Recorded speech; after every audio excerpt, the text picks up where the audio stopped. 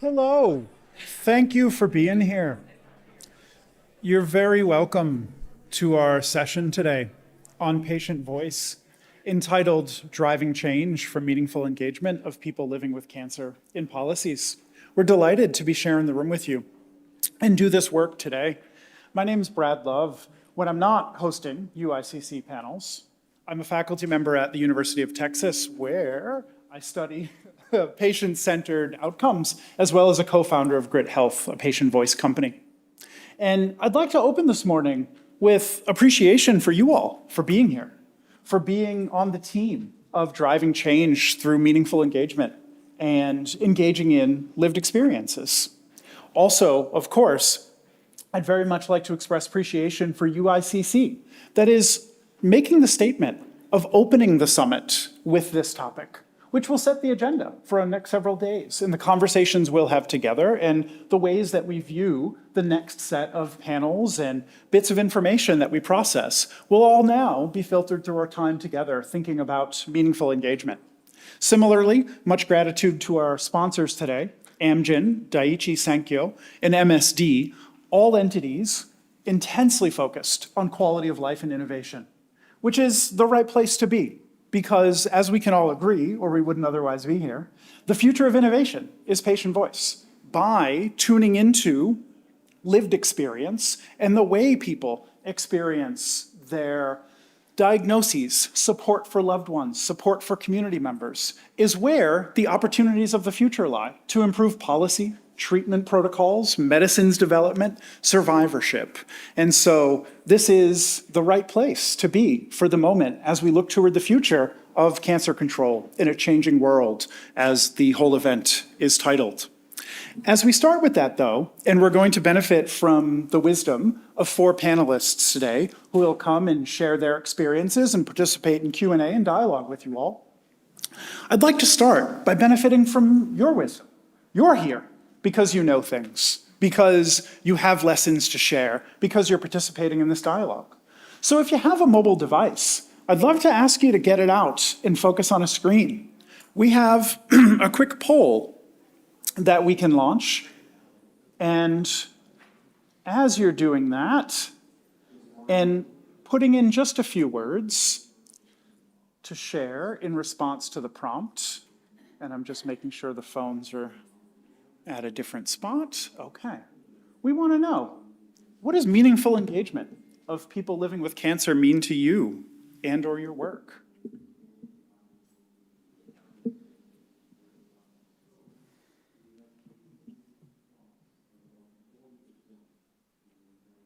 As the responses load, we'll have the opportunity to learn about each other and our work. Sure. Oh, it's just very loud. Okay. Okay. Yeah. And we start, of course, thinking about meaningful engagement as listening to patients at the most basic level, which clearly makes sense. And we'll see what else loads. And we thank you for taking the time to understand needs of quality of life and the actions of voice, sharing experiences and reducing fear as an essential outcome with patient perspectives and a personal motivation.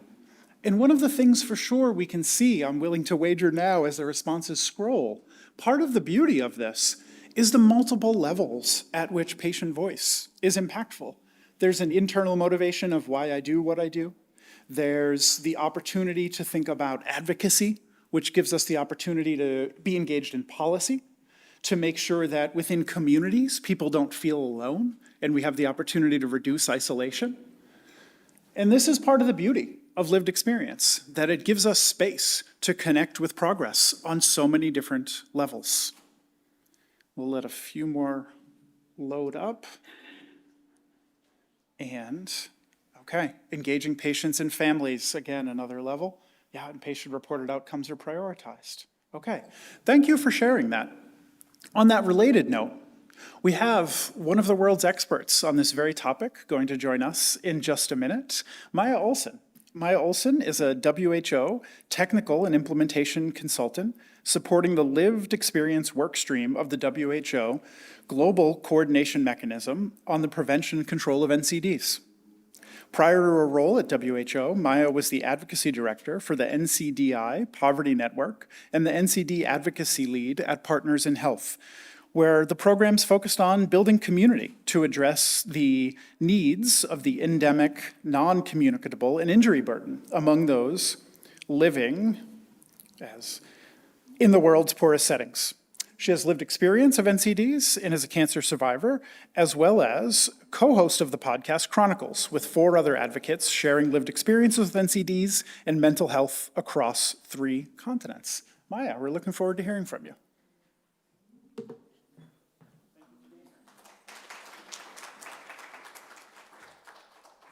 Thank you, and it's really wonderful to be part of this meeting and to help open such an important conversation. And just want to sort of start off with, WHO is a player within this space. We are certainly not the experts, and one of the things that we've been really thrilled to do in the last couple of years is kind of leverage our institution to help harness some of the really excellent work coming out of civil society and being led by people with lived experience. I have some busy slides. Because I've been asked to do quite a lot in the next 5 minutes. So if you end up reading more than listening to me, this is one moment where that's okay. For those that weren't aware, WHO has recently launched in May a framework for meaningful engagement of people living with non-communicable diseases, mental health, and neurological conditions. It is pointed towards what WHO is responsible to doing and providing technical guidance to WHO, UN agencies, and member states' ministries of health, and how to have a more participatory and inclusive approach to the way that they are making decisions, moving forward policies. I really liked one of the answers in the Menti poll was around how to make the best decisions, and having the voice of people with lived experience really helps facilitate that.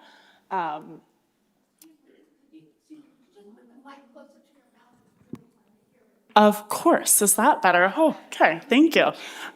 So again, WHO really came into a space that was being led by people with lived experience in civil society to really look at the ways that WHO could be part of this and shift the way we prioritize expertise. We've kind of led with kind of the idea that there are certain people that are the sort of technical experts, where there's so much more room for lived experience, for civil society, for really understanding the needs and experiences directly from marginalized groups, and to consider lived experience as expertise, commensurate with other forms of expertise, in order to co-create and enhance related policies. This was part of a 3-year process where WHO held a number of consultations at regional level in many different communities to co-design this framework, as well as some of these participatory activities resulted in many other reports that I would really encourage you looking at. There's a QR code to the framework. I can also point you towards some of the work, the regional analysis, people power. There were documentary films made representing all of the regions. So there's really a rich set of resources to take a look at after this meeting. The framework is in 2 parts. The first part is really the why to meaningful engagement. I think some of the survey responses got to that. This is I imagine a room that sort of really feels strongly about the why already. The second part of the framework goes into some of the principles and enablers that through these consultative process were identified as the principles are not nice to haves, but needs to have. You need to have dignity and respect for people with lived experience. You need to get into issues around power and equity and that rebalancing of power, inclusive responses, intersectional responses. You need to have commitment and transparency. They can't be one-off, tokenistic opportunities. It really needs to be sustained approaches that are institutionalized and contextualized to local local communities, local context. It's not a one-size-fits-all. Enablers were a little bit more about how to get there. Things need to be sustainably financed, both at an institutional level, as well as people with lived experience need to be compensated commensurate to other forms of expertise. There's so much volunteer effort that's happening that really feels inequitable to many communities. Again, power, stigma, getting into some of those issues with an integrated approach, both having meaningful involvement integrated in the ways that we're making policies and moving forward programs from the very beginning, as well as across communities and across agendas. Capacity building, both for people with lived experience, but also for institutions who are implementing participatory approaches. And then again, looking at the institutional mechanisms that will enable this moving forward.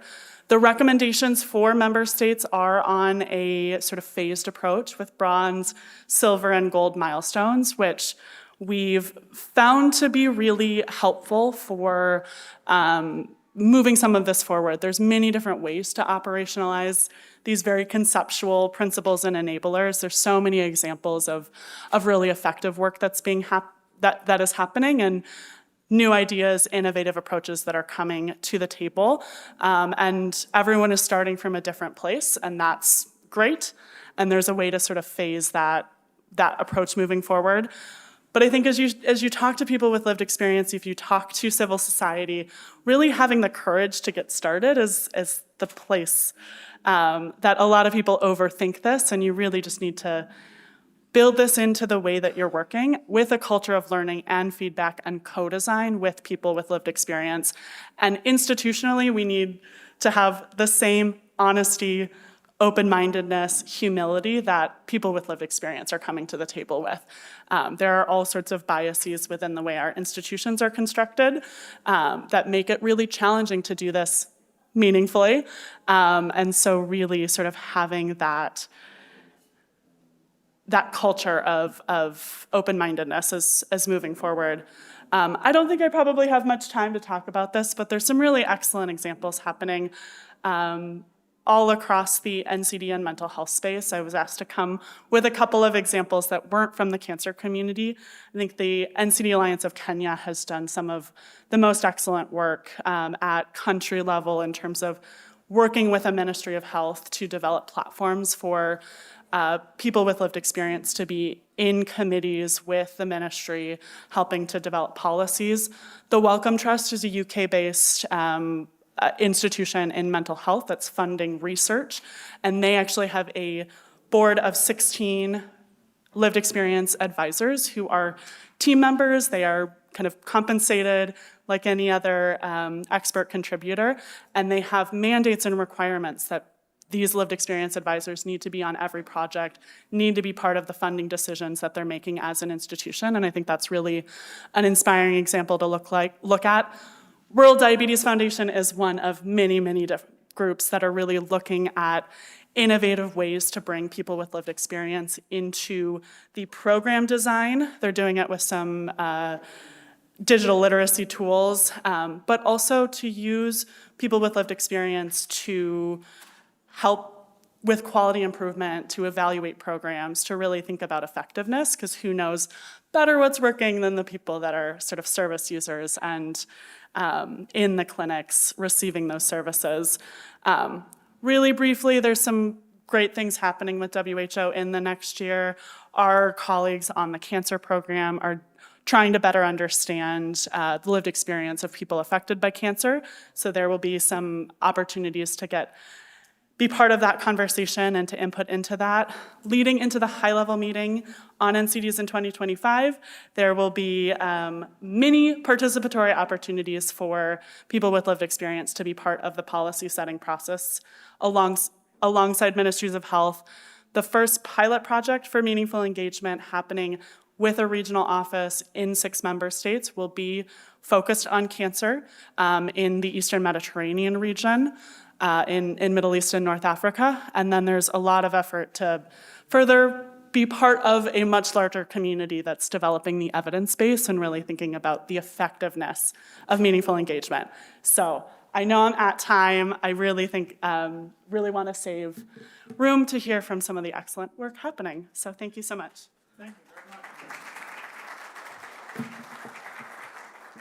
Thank you very much. We appreciate that as a start. And now I'd like to move on to our panelists, and if I could ask them to join us up here on stage, and I'll read their bios as they're making progress and finding their seats. First, we have Karen Nakawala. Karen is a cervical cancer survivor who started a Facebook page with the hope of raising awareness about cervical cancer and founded Teal Sisters Foundation after her treatment. Her foundation is responsible for the screening of hundreds of women, including those in prisons. She led survivors across the world in the WHO Cervical Cancer Elimination Strategy global launch in November of 2020. We also are joined by Hani Nassar. Impelled by his wife's illness and struggle with cancer in the days before her passing in 2014, together they founded the Barbara Nassar Association to support cancer patients. And since then, Hani has devoted himself to achieve this objective.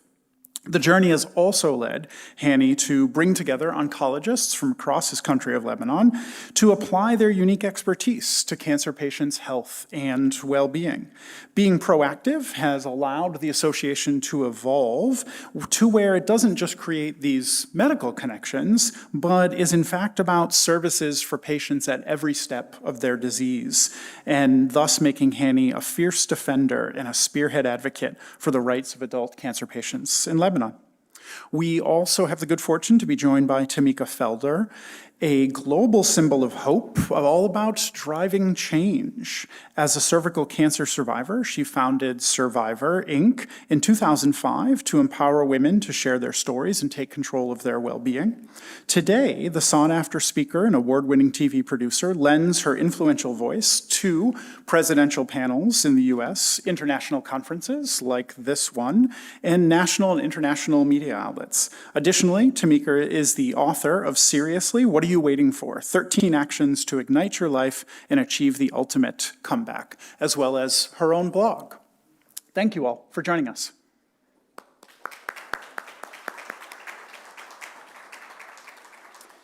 If I may start with Karen, could I ask you to share an example of how you've been actively involved in the development of the Zambian NCCP, specifically supporting the use of plain language and the impact of survivors' voice influencing policy? Thank you. A very good morning to all of you, and thank you so much for having me. It's such a pleasure to share the stage with these guys here. Thank you. So I am a cervical cancer survivor, and I come from Zambia. And my country is the third highest, with the highest cancer burden in the world. And I'm sure we all know that 19 out of 20 countries with the highest burden are in Africa. And as I sit here today, I think it's very sad that some of the countries in Africa have never seen an HPV vaccine. Some of the countries in Africa do not have treatment at all. And so if you're in that region and you're diagnosed with any cancer, to be alive and to survive it is a miracle. And so I sit here as a miracle. And I think that is why, with the background I've given you, the importance of a lived experience should be appreciated, should be upheld. Because I believe that survivors like myself, like Tamika, are the best tools that we have to eliminate some of the cancers like cervical cancer. When I was diagnosed with cervical cancer, I literally had nowhere to go. There was no voice. I had no one to look up to. I had no one to walk the journey with me. And so when I finished treatment, I took it upon myself to be that person that I needed at the time. And the best way for me to do that was to advocate. And a few months into my advocacy, I realized, you know what, it's enough for me to talk to the women and encourage them to go for screening. But I had to take it a notch higher. I had to get into the policymakers. I had to put my foot in the corridors of power and speak my truth. And that is what I did.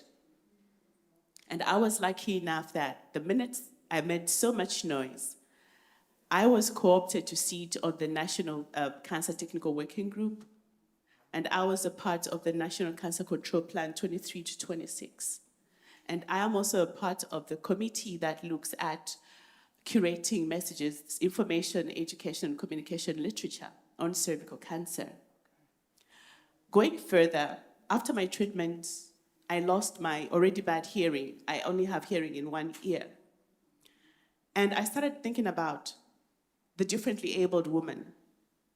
And I thought to myself, if I'm having so much trouble, how much trouble are they having?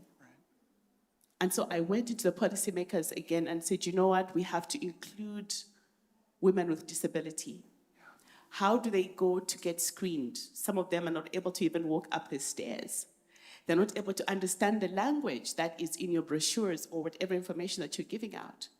And so my using my voice, I made sure that that was added into whatever policy was being come up with for cervical cancer. I made sure that the women that were least the vulnerable, like the ones in the prisons, were taken care of. Apart from that, when it comes to curating messages, information literature, you find that most of the language is very technical, and a person who's hardly been to school will not understand what you're talking about. And I used my voice to make sure that the English or the language that we're using was simplified such that a layman is able to actually understand what it is that we're talking about. My voice is now the reason that we've actually added survivorship to the National Cancer Control Plan. Because before they would talk about palliative care and just scratch at the surface, they would talk about the treatment. And with my voice there, I said, you know what? With cancer, the struggle starts after you finish the treatment. I think those that have survived it will tell you that. You'll be finished with the treatment, but the treatment is not done with you, and you live with that for the rest of your life. And that is one component that was, I think, maybe not ignored, but not much attention was paid to that. And so I'm happy to say that with my involvement and other voices, we actually do have that in the National Cancer Control Plan. And then also I lead a group of over 130,000 women on Facebook. And that has become such a powerful tool that we actually have government officials, somehow they've planted people in that group, and they're always asking me to actually ask, the crowd what they think about a certain policy, what they think about certain decisions that government is making in the cancer space. And so I think in a nutshell, the lived experience is what we need if we're going to make any difference. What I'm going to ask is that you need to equip the survivors in whatever setup you come from. Equip them to be agents of change, not only in their communities, not only at national level, but at international level. I think I appreciate this very much because you need our voices for you to come up with anything. I always laugh when I see a meeting full of technocrats, full of professional people, and there's a voice missing. And my question is, so what are you talking about? What are you doing? Because I'm the person you're talking about, and you're not asking for my input. So how can you come up with a formidable plan of action or whatever it is that you think we need without my voice? So it's very important that we include the patient's voice in whatever we're doing and create a space for us at the table. Not one space, not two spaces, but several spaces, because we come from different setups. There's some that come from the rural setups, peri-urban setups, urban setups. We may walk the same journey, but trust me, there's so many things that are alike, but yet very different. And so it's very, very important that the patient voice is taken into consideration and they are given the space that they need and the recognition that they need, and make their survivorship count. Yeah, okay, thank you very much.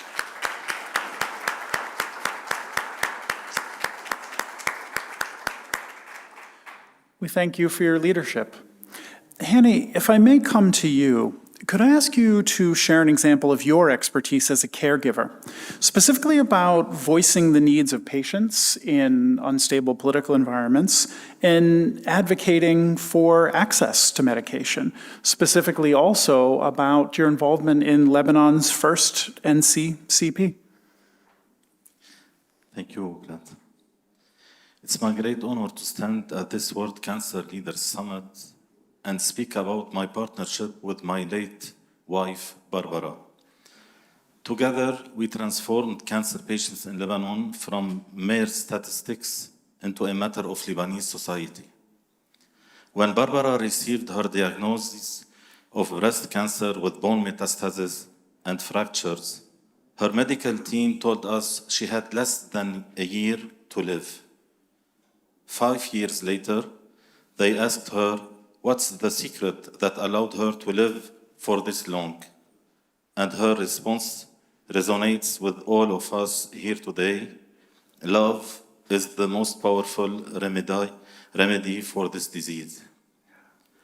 Love is the force that united our family then, enabling us to face all the challenges and fears brought about by this illness, even the specter of death.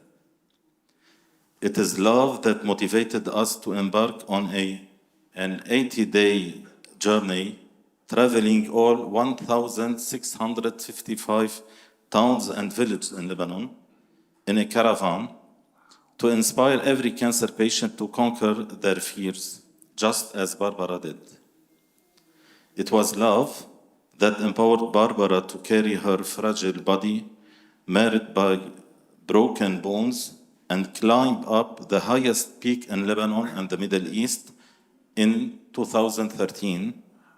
This climb was a fulfillment of our children's shared dream, achieved together as family, despite her enduring the daily challenges of taking 240 milligrams of morphine for an entire year and 9 months. It was Barbara's love for others that inspired to establish an association for adult cancer patients in Lebanon a few days before her passing.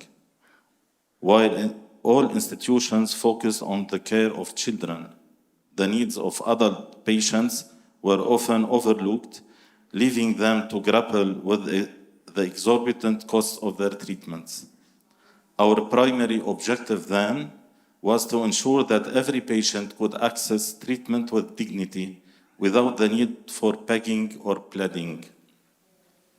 Love and unwavering dedication made me leave behind my previous life and fully commit to the cause and the association. At the outset, I had no prior connections and I didn't even speak English. After years of struggling, raising awareness, supporting patients and their families, and providing guidance on their journey, we successfully established the advisory board.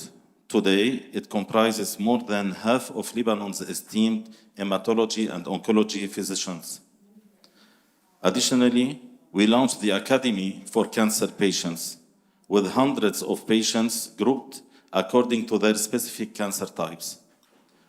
Through this initiative, we focus on education, meeting their unique needs, and offering vital psychological support. As the economic crisis in Lebanon unfolded in 2019, we confronted a shared tragedy impacting cancer patients as the Lebanese government ceased the importation of essential medications. The consequences were dire, with the disease afflicting many patients, resulting in the loss of lives.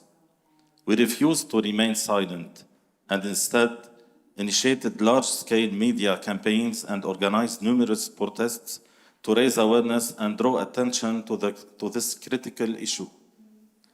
In the beginning, the Ministry of Public Health failed to acknowledge the significance of our initiatives. However, through our determination, strong public support, and a new minister took the helm, We forced them to listen to our pleas and address our concerns. We exposed the rampant theft, waste, favoritism, and corruption within the system, as we were obliged to purchase our medications from the black market or neighboring countries. Today, we take pride in these substantial transformations achieved within the Ministry of Public Health. We successfully introduced a traceability system for medications, effectively eradicating corruption. We have formulated a comprehensive 5-year plan for cancer care in Lebanon, known as the National Cancer Plan, and Barbara Nassar's association plays a pivotal role as a key member on the National Cancer Plan Advisory Committee. In doing so, we've raised the stature of cancer patients in Lebanon and emerged as their loud and influential voice within the Ministry of Public Health. Before coming here, as I promised at last year's World Cancer Congress in Geneva, we launched the first cancer center for psychosocial support in Lebanon and the region. This has become a refuge and reference for adult cancer patients in Lebanon. It has indeed become our home.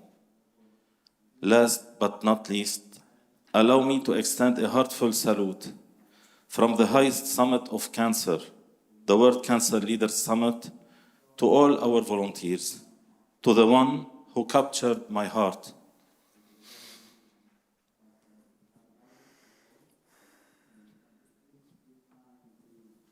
To Barbara. Without her determination, struggle, and smile, we wouldn't have achieved what we have. Barbara, we have accomplished the mission. Thank you.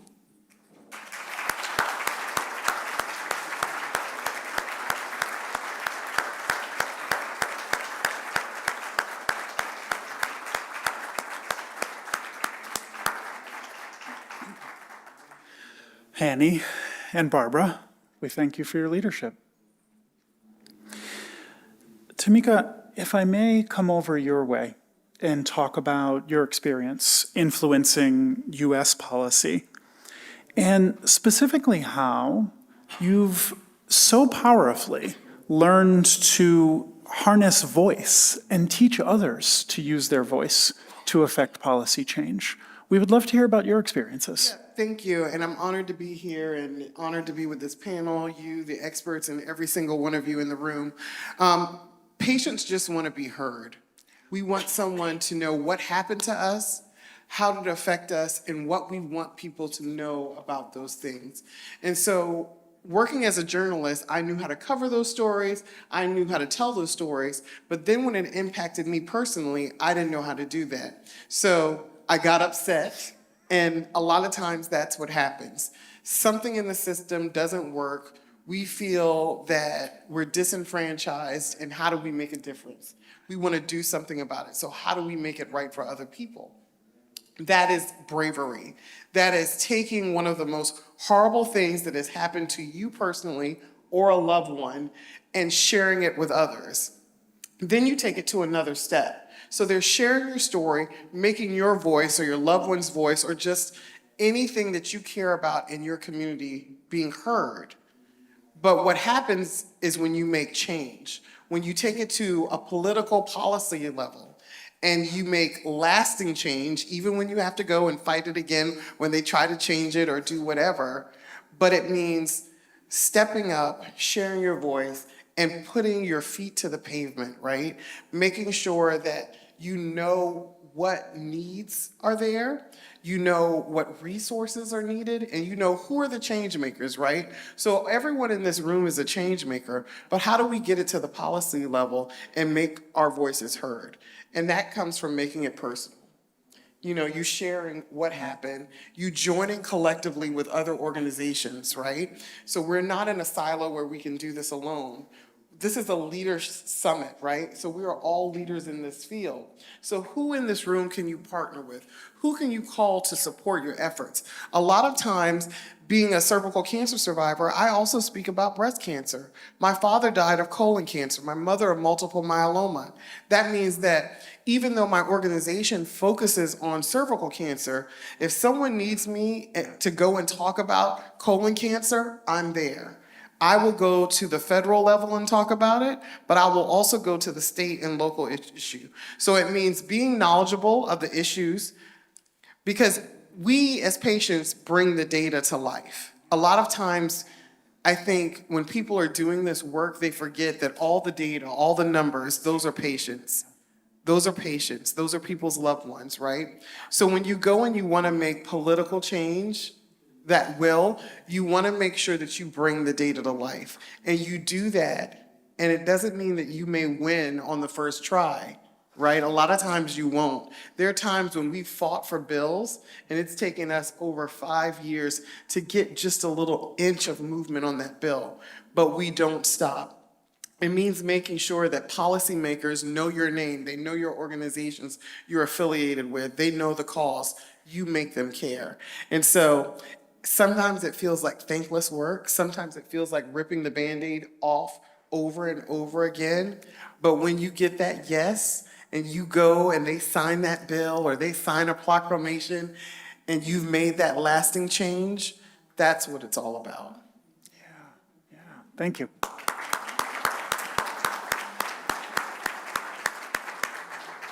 Of course, we thank you as well for your leadership. With our remaining time together, I'd love to share some tips and best practices amongst ourselves so that, as you wonderfully said, it's a room full of leaders. Let's learn from each other. If I may start and just ask a quick question of each of the four of you, starting with you, Maya, what would be your one brief tip to a leader of a patient organization willing to engage in policy development? Yeah, it's a great question, and I think a lot of what we've talked about is the ways in which meaningful engagement really opens up the conversation around equity and access to care, and it brings life to those that kind of decision making. But I think one tip I would always give is we also need to be considering equity within meaningful engagement. And I think that was shown in everyone's stories and responses, but who's not in the room?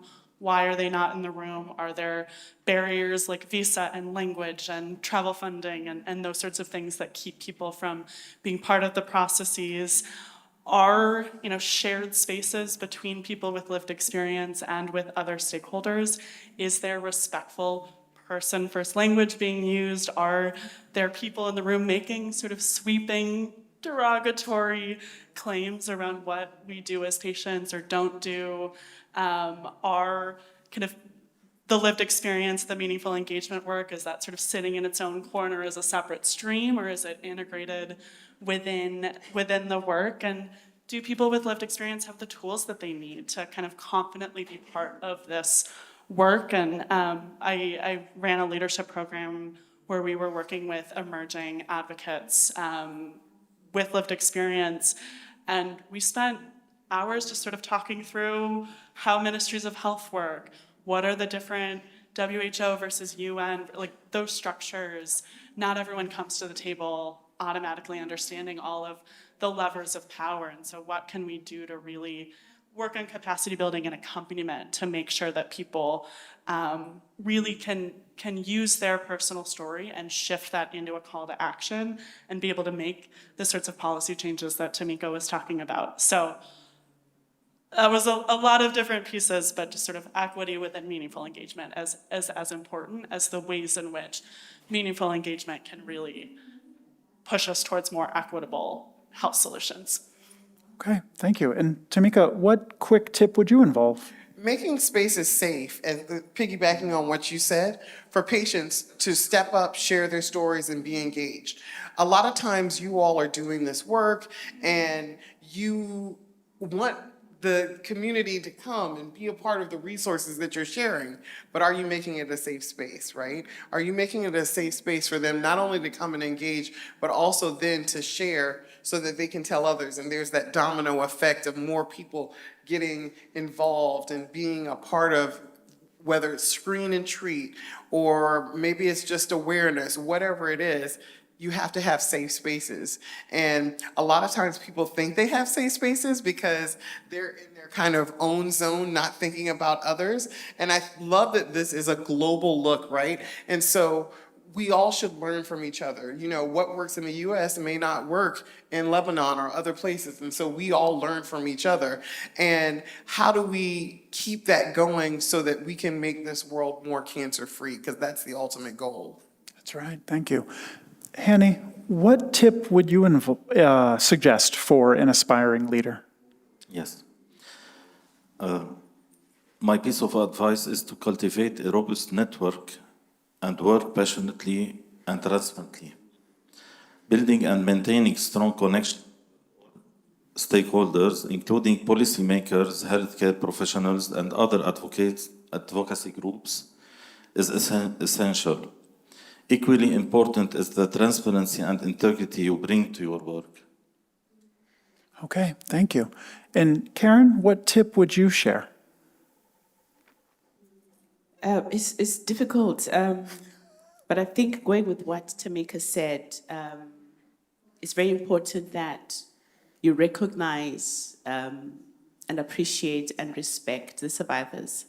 I'll give you an example. End of August, I had the privilege of leading over 70 survivors from across Africa. And we had a meeting in Botswana, and we're together for about 4 days. And it was amazing what you get when you give a person, when you create that space for them to speak freely about what they've gone through, what they're going through, and especially the fact that they were talking to people that have walked the journey that they had walked, okay? And I think from there, the power of storytelling could not have been underscored. And we left there, I think, with more resolve to go out and just better our communities, to go out and serve the world one woman at a time. Because we had been given the opportunity, somebody took the time to actually listen to us, to understand to us. Sometimes you'll be talking and people are like, oh yeah, okay, no, she talks too much. But when somebody takes the time to actually listen to what we are saying, we're not just speaking for ourselves as survivors. We're speaking for the many women out there that are actually ashamed to come up and say, this is what I'm going through. We're speaking for many women that are dying in silence because they feel that, you know what, I did something bad and the community is pointing fingers at me. So rather I die in silence. I think when you create that safe space, you actually tell people cancer is not an issue that anybody should be ashamed about. If anything, right now, it is a human rights issue. And we need to look at it that way and give it the importance that it needs. So let's learn to create the safe spaces. Okay, thank you. We'd like to take the opportunity to learn from you all yet again. And specifically, we'd like to know about what good experiences in advancing meaningful engagement that you have access to. And we can go back to the QR code, if we could, that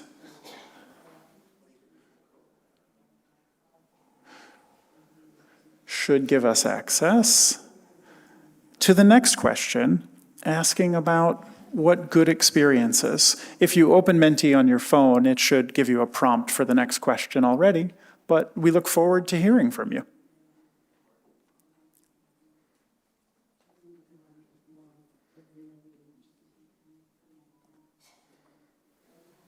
And, okay. And we can see about the influence on long-term planning and thinking about patient experience as part of models to predict more effective outcomes, as well as, most importantly, as many of our panelists mentioned, seats at the decision-making table, fundamentally. Love it. Yeah. And let's see what else comes in.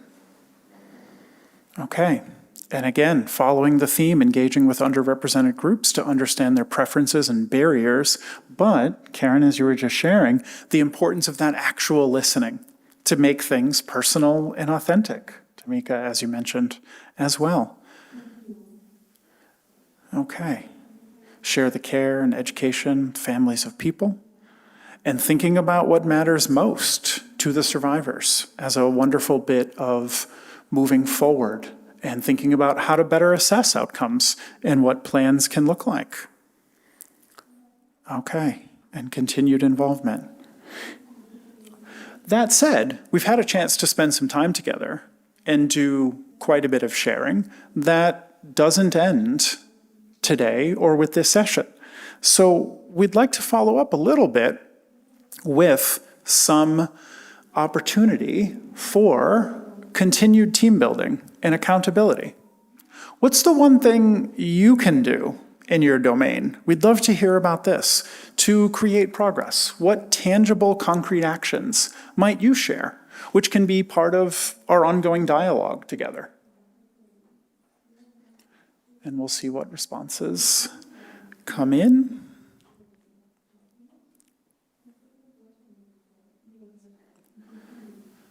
Thinking about ways we can take accountability to lead progress in our own spaces and where we have agency and opportunity to benefit from the stories that were shared today and how I might change what I do in my day-to-day. To think about stakeholders and alliances, local survivors and global survivor groups, thinking about professional platforms, and particularly this one to the bottom right about the fact that every data point is a person, is a patient story, and the opportunity to share learnings together, which is why we're here, obviously. This is the point of the summit, to have that opportunity. And thinking about committing to sharing stories, clearly one of the themes of the day, and how we can do that to humanize and personalize and continue to lead advocacy in that way, starting from people's individual stories. Okay. And fostering community, thinking about media. So all these different levels are part of the story and why the collaboration is so important. We can see that as a key takeaway. The prevalence of narrative, the prevalence of intentional, active listening as a key starting point, thinking about how that listening can lead to safe spaces so people have capacity to share their stories and feel invited and welcomed to do so. And so that's our collective mission. That's our collective action. One of the things I would like to point out as we're together is this is followed by a coffee break. So there's opportunity now because you have something in common to have a bit of a chat about. We have certainly a group of panelists who would be willing and delighted, dare I say, to talk more about their experiences and help support collaboratively the work that you are doing. And so we are grateful to be in collective action with you and to be supporting the meaningful engagement of patient voices in the future of policy. Of course, we again want to thank our sponsors for the day, Amgen, Daiichi Sankyo, and MSD, as well as UICC, particularly Marta Pazos, in putting all of this together. And thank you again for being here. We look forward to more and deeper conversations, especially as we work toward WCC 2024 and continue thinking about and doing work on policy matters. So thank you again for being here and delighted to continue the conversation in collective action. Give yourselves a round of applause.